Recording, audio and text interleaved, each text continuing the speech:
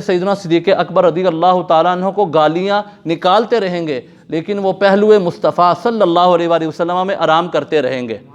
حضرت ابوبکر صدیق رضی اللہ تعالیٰ عنہ وہ کامیاب ہو گئے اور رفیق نبوت بن گئے، سرکار صلی اللہ علیہ وآلہ وسلم کے معتمد خاص بن گئے، سرکار صلی اللہ علیہ وآلہ وسلم کے عاشق بن گئے۔ لیکن ہمیں چاہیے کہ ہم اپنے عقیدے کی حفاظت کریں۔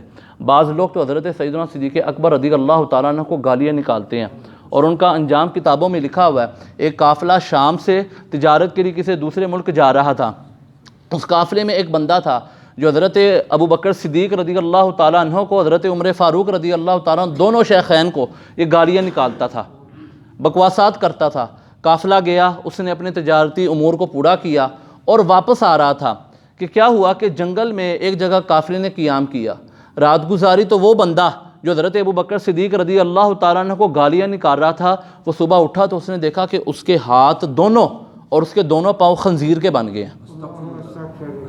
لیکن اس کا مزاج اس طرح تھا کہ وہ گالیاں مسلسل نکالتا تھا، حضرت عمر کو بھی برا بھلا کہتا تھا، حضرت ابوبکر صدیق رضی اللہ تعالیٰ عنہ کی شان میں بھی سب و شتم کرتا تھا۔ لیکن وہ قافلے والے بتاتے ہیں کہ جب ہمارا قافلہ صبح اٹھا، ہم آگے بڑھے تو ہم نے دیکھا کہ خنزیروں کا ریوڑ جا رہا ہے، اور وہ بندہ جو حضرت ابوبکر صدیق اور حضرت عمر فاروق کو گالیاں نکالتا تھا، وہ سارا کا سارا خنزیر ہو کر ان میں شامل ہو گیا۔ اس کا انجام کیا ہوا کہ اس نے حضرت ابوبکر صدیق رضی اللہ تعالیٰ عنہ کی شان میں گستاخی کی، اور اللہ رب العزت نے اس کو خنزیر بنا دیا۔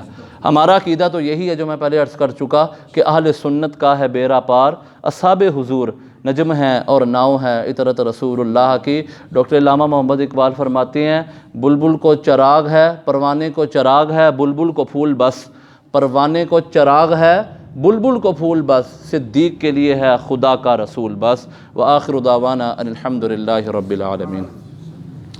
آمین۔ بسم اللہ الرحمن الرحیم۔ اللہم